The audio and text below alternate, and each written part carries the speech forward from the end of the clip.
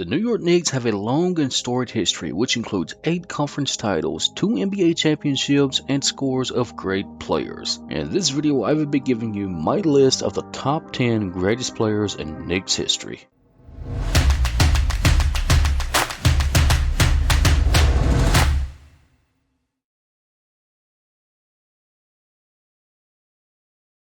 Hello there and welcome to the channel. Thanks for taking your time to stop by. I truly appreciate it. If you're new to the channel and enjoy keeping up with everything NBA related, you've came to the right place. So before you get further into this video, take a moment of your time to subscribe with those bell notifications on. That would be very much appreciated. Now let's get right into this video.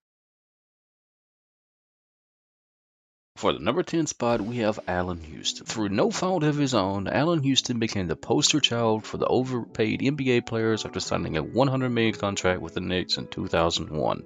The one-time Detroit Piston had 9 very productive seasons in New York. He had one of the sweetest strokes in the game and was deadly from behind the arc, connecting on 40% of his free throw attempts for his career. The two-time All-Star averaged a career high of 22.5 points per game for the Knicks during the 2002 to 2003 season.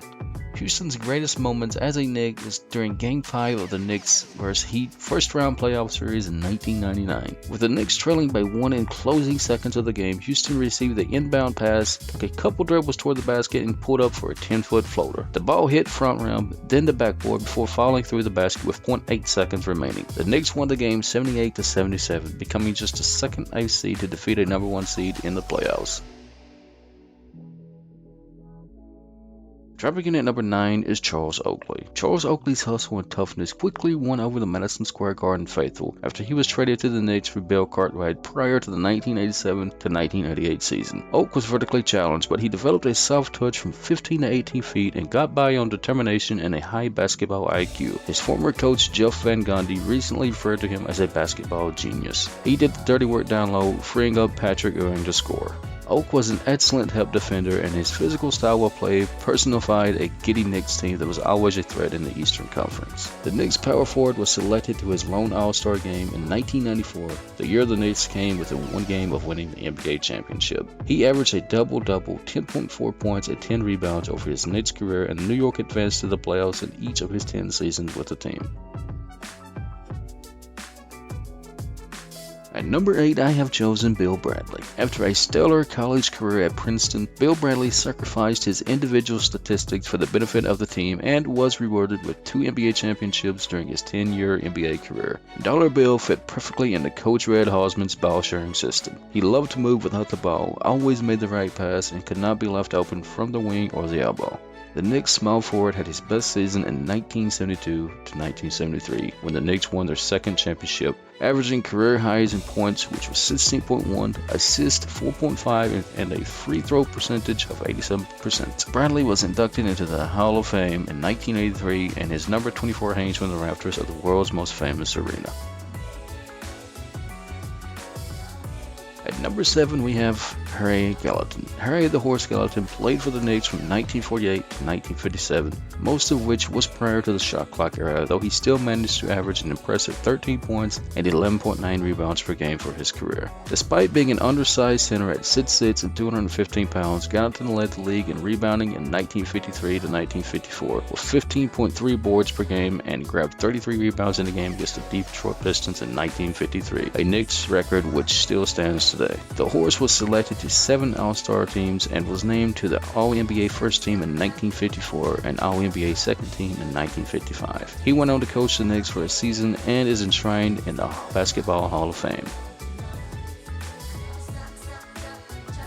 Dropping in at number 6 is Bernard King. Bernard King could flat out score. The 6'7" forward got out on the break, had a lightning quick release on his jump shot, possessed a devastating first step, and displayed a dizzying array of face-up and post moves. Unfortunately, Bernard was only the King of New York for 3 seasons, but he put on quite a show before he was derailed in his prime of his career by a torn ACL in his right knee. King led the league in scoring in 1984 to 1985 with 32.9 points per game, while shooting 53% from the field, and earned All-NBA first-team honors in 1984 and 1985. The Knicks small forward scored 50 points in consecutive games in January of 1984, including a 20 for 23 shooting performance against the San Antonio Spurs on January 30th. On Christmas Day of the following season, he racked up 40 points in the first half against the New Jersey Nets and ended up with 60 for the game.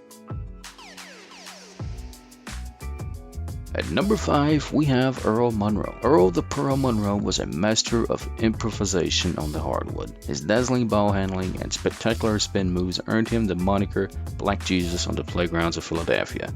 Many people wondered if he could coexist with another flashy ball handler, Walt Clyde Frazier, when he joined the Knicks in 1971 after 4+ seasons with the Bullets. Monroe had no problem sharing the ball with his teammates, and Pearl and Clyde quickly became the most sensational backcourt in the game. During his 9 seasons with the Knicks, Monroe made 2 All-Star appearances, averaged over 20 points per game twice, and was a key component of the Knicks' 1973 championship team. The Knicks retired his number 15 in 1996, and he was later named as one of the 50 greatest players in NBA history.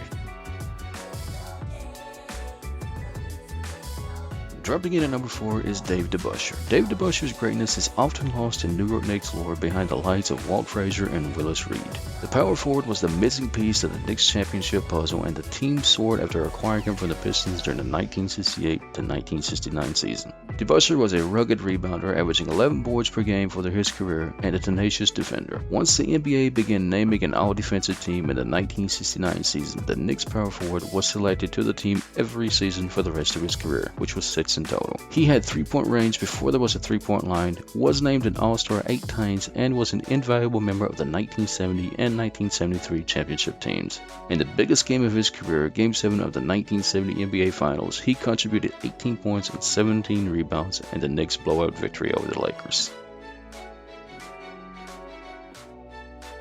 Coming in at the number 3 spot is Willis Reed. The great Knicks teams of the late 1960s and 1970s took their cue from the man they referred to simply as Captain. Willis Reed was an undersized for the center position at 6'9", but that did not stop him from battling the giants of the game like Wilt Chamberlain and Kareem Abdul-Jabbar on a nightly basis.